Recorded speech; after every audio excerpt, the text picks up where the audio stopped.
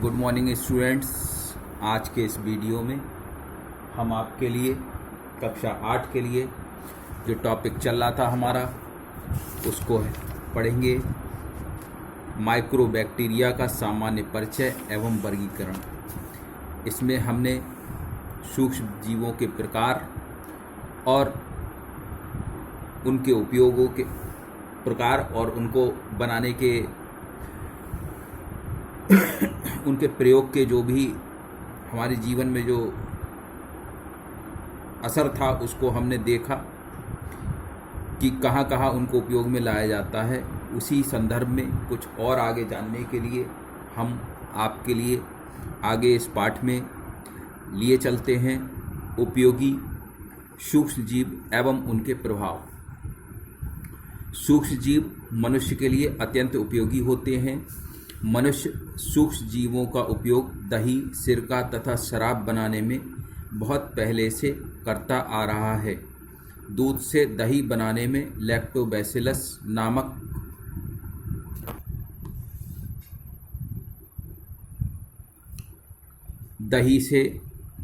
दूध से दही बनाने में लैक्टोबैसिलस नामक जीवाणु सहायक है।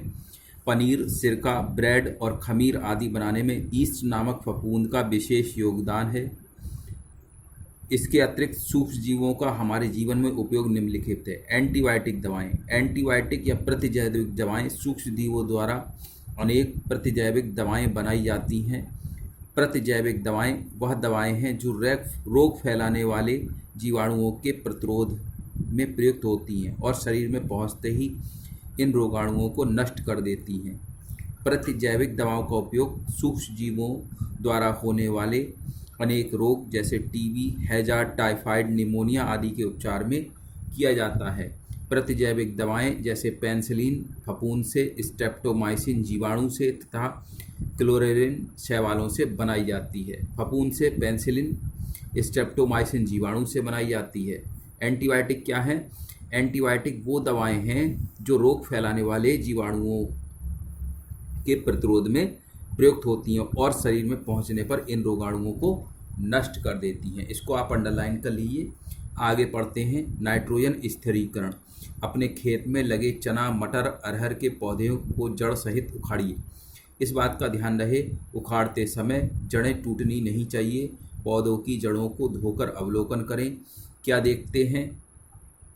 आप देखेंगे इन पौधों की जड़ों में गांठें पाई जाती है। इन गांठों में राइजोबियम नामक जीवाणु पाए जाते हैं। राइजोबियम जीवाणु को आप अंडरलाइन कीजिए। इसका काम क्या है? ये वायुमंडल की मुक्त नाइट्रोजन को बदलकर नाइट्रेट में और नाइट्राइट में बदलकर इकट्ठा करते हैं, अर्थात नाइट्रोजन का स्थिरीकरण करते हैं। इससे भूमि की उर्वरकता बढ़ती है। इस पर प्रश्न इस तरीके से बनता है कि नाइट्रोजन स्थिरीकरण करने वाले जीवाणु का नाम बताइए।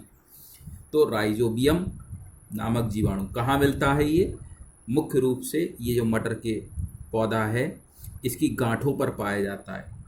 इसके अतिरिक्त कुछ जीवाणु जैसे एजोबैक्टर स्वतंत्र रूप से मिट्टी में रहते हैं और नाइट्रोजन स्थिरीकरण की क्रिया करते हैं। इसी प्रकार साइनोबैक्टीरिया, नॉस्टॉक एनाबीना, साइनोटोमा, ऑक्सीलेटोरिया का उपयोग धान के खेतों में जैव उर्वरक के रूप में होता है। जैसे एजोबैक्टर कहाँ है? वो स्वतंत्र रूप से मिट्टी में रहते हैं और मिट्टी में नाइट्रोजन को स्थिर करते हैं। आगे देखिए सूक्ष्म जीवों द्वारा कार्बनिक पदार्थों का अपघटन। कुछ सूक्ष्म जीव पौधों एवं जंतुओं के मृत शरीर पर पलते हैं। वे यहाँ वृद्धि करके जटिल कार्बनिक पदार्थों को सरल अकार्बनिक पदार्थों में अपघटित करते हैं। इससे पौधों एवं जंतुओं का मृत शरीर सड़कर नष्ट हो जाता है और अंततः मृत शरीर के तत्व मिट्टी में मिल जाते हैं। इस प्रकार सूक्ष्म जीव मृदा में उपयोगी पोषक तत्व संचित करते हैं और भूमि की उर्वरक क्षमता बढ़ाते हैं। सूक्ष्म जीवों का उपयोग मिट्टी में पोषक तत्वों को संचित करना और उसकी उर्वरक क्षमता को भी बढ़ाना है। कल्पना कीजिए यदि मृत पौधों एवं जंतुओं के शरीर का अपघटन करने वाले सूक्ष्म जीवाणु एवं फफूंद न होते तो क्या होता? ऐसी अवस्था में सभी मृत पौधों एवं जंतुओं का शरीर वातावरण में पड़ा रहता और इसका अपघटन नहीं होता, ना ही खनिज पदार्थों का पुनः चक्रण होता। भोजन के रूप में कुछ सूक्ष्म जीवों का उपयोग भोजन के रूप में किया जाता है।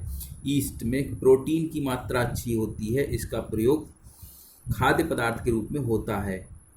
इसी प्रकार एगेरिस और मार्केला नामक कवक सब्जी के रूप में प्रयुक्त की जाते हैं। स्पाइरुलिना नामक साइनोबैक्टीरिया में प्रोटीन की मात्रा अधिक होती है, इसका उपयोग भी भोजन के रूप में किया जाता है। बच्चों, उद्योग धंधों में सूक्ष्म जीवों का उपयोग अनेक प्रकार के उत्पादों को तैयार करने में किया जाता है, जैसे कवक का उपयोग डबल रोटी बनाने में, जीवाणु का उपयोग दूध में, सिरका उद्योग में, तंबाकू उद्योग में, चाय उद्योग में, चमड़े के उद्योग में, सारी जगह जीवाणुओं का प्रयोग किया जाता है। आनुवांशिक अभियांत्रिकी में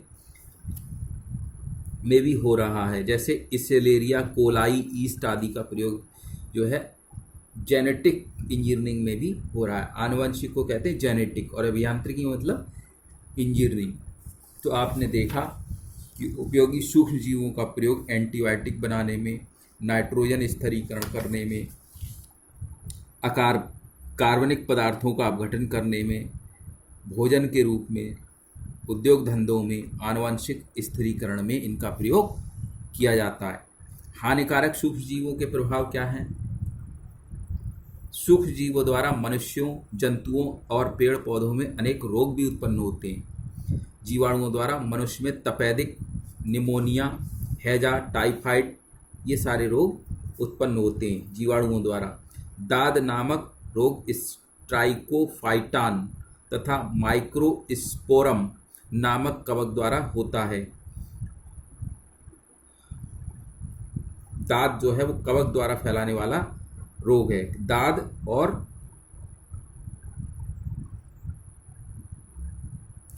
दाद नामक रोग कवक द्वारा फैलाया जाता है, जैसे ट्राइकोफाइटान और माइक्रोस्पोरम। जंतुओं में अनेक रोग जैसे भेड़ का एंथ्रेक्स रोग बैसिलस एंथ्रेक्स नामक जीवाणुओं द्वारा होता है। पौधों में अनेक रोग जैसे नींबू का कैंकर रोग जेंथोमोनाज नामक जीवाणु और आलू का पछेता अंगमारी रोग फाइटोपथोरा इन्फेस्टेंस नामक कवक द्वारा, गेहूं का काला कीट पक्सीनिया नामक कवक द्वारा होता है। कुछ सूक्ष्म जीव खाद्य पदार्थों को नष्ट कर देते हैं, जैसे राइजोपस, म्यूकर कवक आदि कवक रोटी, ब्रेड, अचार, मुरब्बा आदि को नष्ट कर देते हैं। इसी प्रकार क्लाइस्ट्रीडियम बोटुलिनम नामक जीवाणु खाद्य पदार्थ को विषाक्त कर देते हैं। कुछ सूक्ष्म जीव जैसे थायोबैसिलस डिनास्ट्रिफिकेंस नाइट्रेट को नाइट्रोजन तथा अमोनिया में बदल देते हैं, जिससे भूमि की उर्वरकता कम हो जाती है। इसी प्रकार सूक्ष्मजीव इमारती लकड़ी पर उगकर जैसे पालीपोरस कवक लकड़ी के कटे हुए भाग पर उगकर उसे नष्ट कर देते हैं। बच्चों, इसमें आपको ये बताया गया कि कुछ सूक्ष्मजीव हानिकारक ही नहीं, लाभदायक ही नहीं, हानिकारक भी होते हैं। ये गेहूँों में जो रोग है जिसको हम काला स्तंभ या काला स्तंभ रोग कहते हैं, या नींबुओं में कैंकर रोग हो, या फिर आलू में पछेता रोग हो, ये सारे रोग अलग अलग कवकों द्वारा, सूक्ष्म जीवों द्वारा फैलाए जाते हैं। इनमें सूक्ष्म जीव मुख्यतः होता है कवक। दाद हमारे शरीर में हो वो भी कवक द्वारा फैलाया जाता है। कुछ सूक्ष्म जीव हमारे खाद्य पदार्थों को नष्ट कर देते हैं, और या कुछ सूक्ष्म जीव भूमि में नाइट्रोजन की उर्वरकता को भी नष्ट कर देते हैं।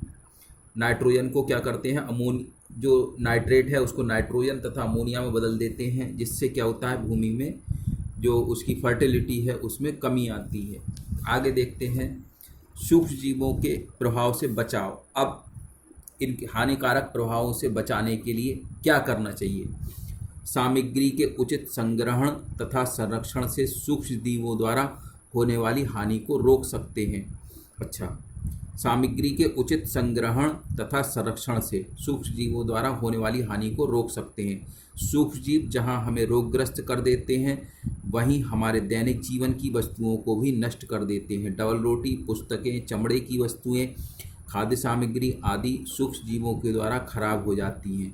उष्ण तथा नम वातावरण में सूक्ष्म जीव इन वस्तुओं पर उगाते हैं और उन्हें खराब कर देते हैं। सूक्ष्म जीवों से सुरक्षित रखने एवं उनसे होने वाली आर्थिक हानि से बचाने के लिए निम्नलिखित उपाय किए जाते हैं। फैब्रिक तथा चमड़ों के सामानों का बचाव। फैब्रिक तथा चमड़ों के सामान का क्षरण सूक्ष्मजीवी द्वारा न हो, इसके लिए उनका उचित संग्रहण आवश्यक है। चमड़े को टैनिंग करके सुरक्षित रखा जाता है। सूर्य के प्रकाश में चमड़े पर लगे सूक्ष्मजीवी नष्ट हो जाते हैं। कहते हैं चमड़े की अगर चीज़ें हों तो उनको काय में रख दें, धूप में रख दें, तो उसके सूक्ष्मजीव नष्ट हो जाएंगे। या फिर चमड़े पर क्या कर दें, टैनिंग क्रिया द्वारा। टिम्बर को सूक्ष्म जीवों से बचाने के लिए पेंट किया जाता है। टिम्बर या इमारती लकड़ी को सूक्ष्म जीवों से बचाने के लिए पेंट करना आवश्यक है। फर्नीचर आदि लकड़ी से बनी वस्तुओं को दीमक आदि से बचाने के लिए इनके खाली भाग को पुटिन द्वारा भर देना चाहिए तथा कीटनाशक दवाओं जैसे गैमेक्सिन आदि का छिड़काव करने से कीट संक्रमण से बचाया जा सकता है। अच्छा, कीटनाशक दवाएं कौन सी प्रयुक्त की जाती? गैमेक्सिन। भोजन को रेफ्रिजरेटर स्टरलाइजेशन द्वारा सुरक्षित रखकर। आपने कभी सोचा है कि गाय भैंस का दूध दुहने के बाद उसे उबाला जाता है। यदि दूध को उबाला नहीं जाए तो क्या होगा? स्टरलाइजेशन एक विधि है जिसके द्वारा खाद्य पदार्थों को सूक्ष्म जीवों से मुक्त किया जाता है, जिससे खाद्य पदार्थ एक निश्चित समय तक खराब नहीं होते। फ्रिज एक ऐसा उपकरण है जिसके द्वारा सामान्य ताप से कम 5 डिग्री से 10 डिग्री तक उत्पन्न कर सूक्ष्म जीवों की उपापचयी क्रियाएं एवं वृद्धि को नियंत्रित किया जाता है। इसलिए फ्रिज का उपयोग फल, सब्जियों तथा खाद्य पदार्थों को संरक्षित रखने एवं पेय पदार्थों को ठंडा करने के लिए किया जाता है। इसमें लिखा हुआ है स्टरलाइजेशन क्या है? दूध के लिए प्रयोग में लाई जाने वाली विधि है। ये 2 प्रकार का होता है, LTH और HTST। लो टेम्परेचर होल्डिंग और high temperature short time. HTST high temperature short time और LTH लो टेम्परेचर होल्डिंग। इन दोनों विधियों में दूध को लो टेम्परेचर 62.8 डिग्री सेंटीग्रेड या 145 डिग्री फ़ारेनहाइट पर, दूसरे में 161 डिग्री या 71.7 डिग्री सेल्सियस पर 15 सेकंड तक गर्म करते हैं। इस विधि से सभी हानिकारक रोग या बीजाणु मृत हो जाते हैं। इसका पता लुई पाश्चर ने पता लगाया, इसलिए इस विधि का नाम पाश्चीकरण विधि भी होता है। आगे बच्चों, भोज्य पदार्थों को उबालकर डिब्बों में भरने से पहले खाद्य पदार्थों को भाप द्वारा 15 पॉइंट दाब तथा 120 डिग्री सेल्सियस से 126 डिग्री तापमान पर लगभग 12 से 19 मिनट तक गर्म करते हैं, जिससे जीवाणु और अंततः उनके बीजाणु पूर्णतः मृत हो जाते हैं।